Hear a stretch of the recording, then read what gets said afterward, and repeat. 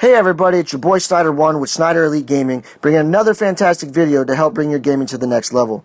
Today we're going to be discussing better deck building with a focus on damage. Now this video is going to be all about optimization when dealing with power, pin, and utility cards.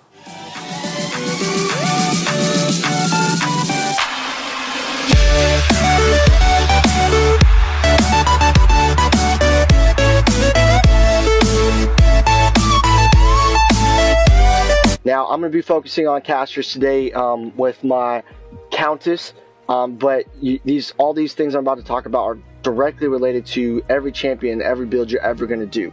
We're going to be talking about two stats mainly, power and penetration, and then a little bit about armor and how it works to, and how it kind of affects your mindset when picking cards.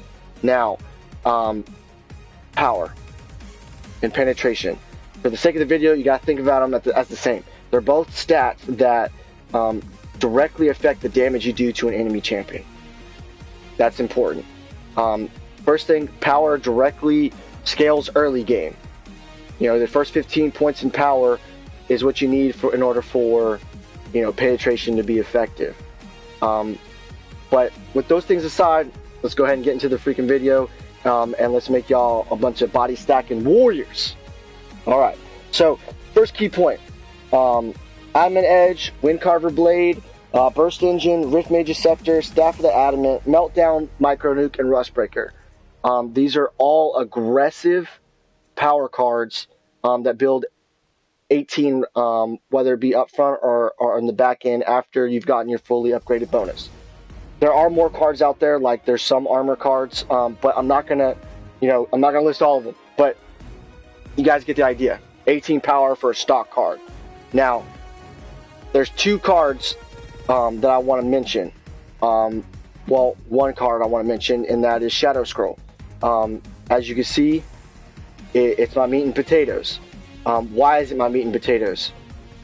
Because it builds penetration passively. It gives you 6 pin while building power. Now, what does that mean to you guys?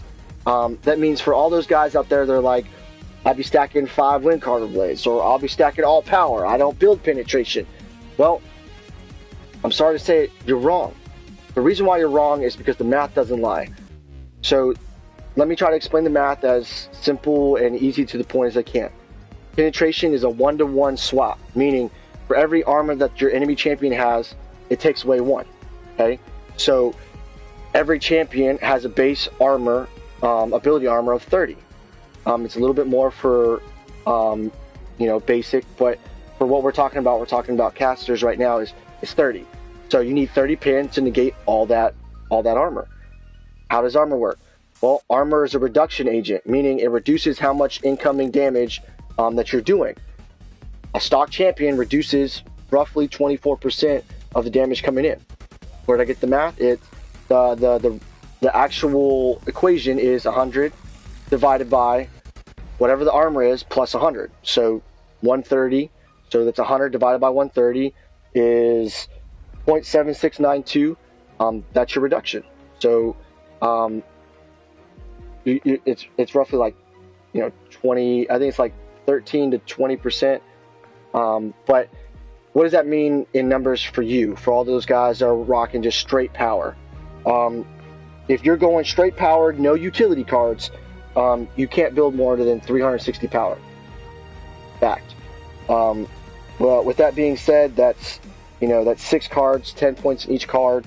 With the reduction is 86.4. It equals 273.6. Okay. In comparison to 6 Shadow Scrolls that do it passively, that's 288.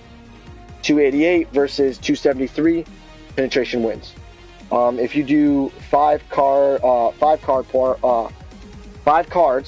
at 10 points, all power, no penetration, you're at 300 power.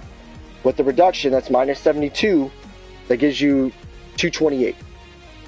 For our Shadow Scrolls, that's 240. Penetration wins. Now, with 5 cards and 11 points in it, okay, leaving you only 5 points for your utility, the all power is at 330 power, with the reduction at 79.2, you're at 250.8. For the Shadow Scrolls, that's 270 to 250. Penetration wins again. So, in comparison of a passive power build, a passive penetration build like 5 Shadow Scrolls, like the one that's on the screen, versus an all power build, the passive penetration wins all day. Okay? Now, for my utility cards, so for my guys that start building utility, whether it be, Necro Veil, a Brawler's Ward, and cards like that, you're starting to take away from that optimal power, that aggressive power build. So with me having this Brawler's Ward, with 5 Shadow Scrolls, instead of this, if this isn't a Shadow Scroll, my 288 power is now reduced. For the guys that were building straight power, the moment you put a utility card in, your 360 possible power now reduces down to like 330, 300. So when you start building utility cards, you got to keep that in mind. Hey, I'm taking away from my overall damage ability. Why is damage so important? You're playing a caster. Your whole kit is based around how much damage you can do in the shortest amount of time. Gideon, you want to rock and an ult. You want to burst them. For a Countess, you want to do a Tide and a Feast. You want to burst them. For a Morgus, you want to throw a Hive, hit him with the Mark, hit him with an ult. Burst them. That burst is enabled by power and penetration.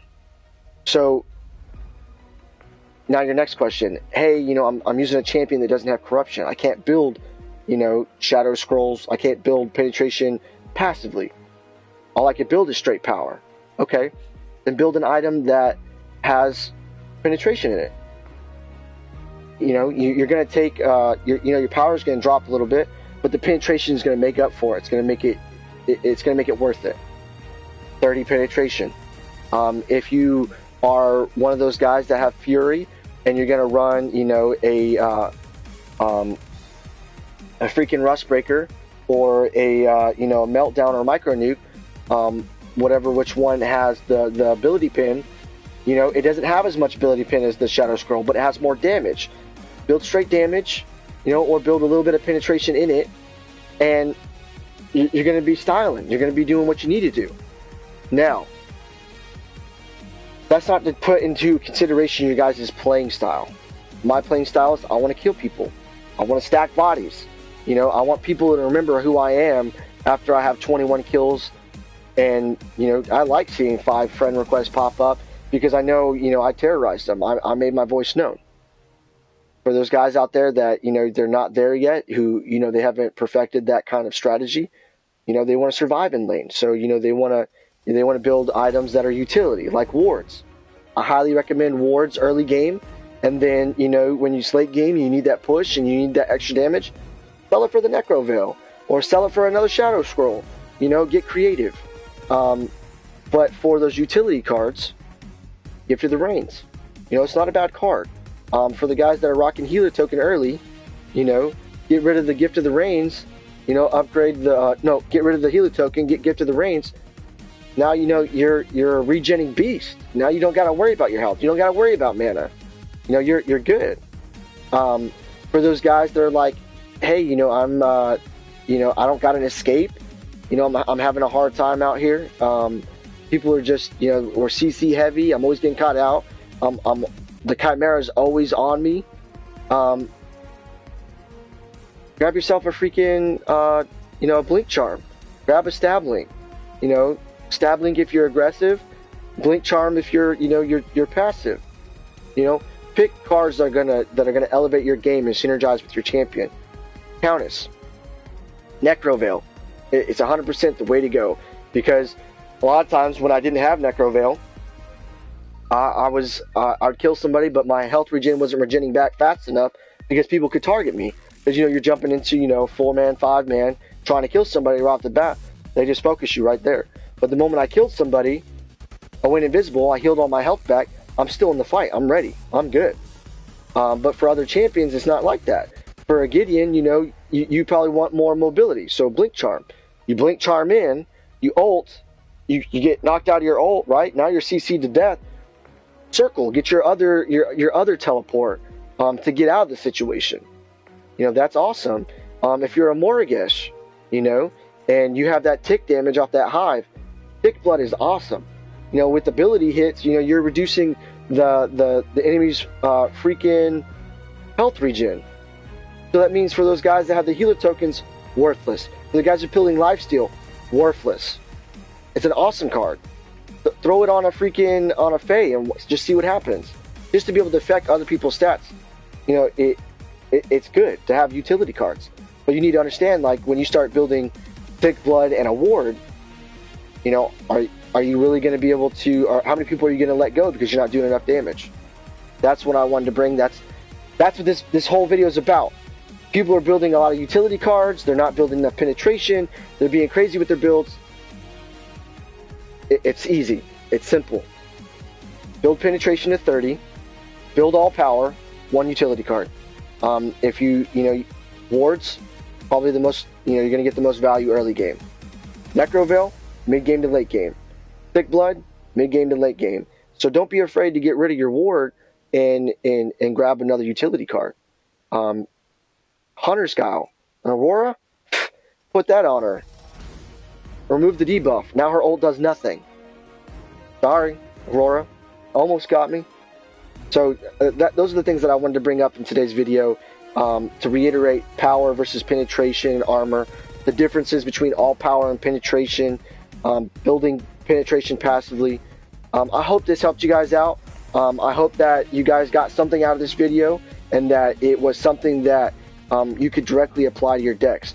I am going to do an 80 carry / fighter version of this because they have more to worry about. They're not just building power, they're building crit, lifesteal, a lot more cards. So their power to like attack speed ratio is completely different. So you have to really optimize their DPS value.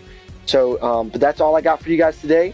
You know, if you like the content, please subscribe and like the video. You know, God bless. Have a good one. Peace.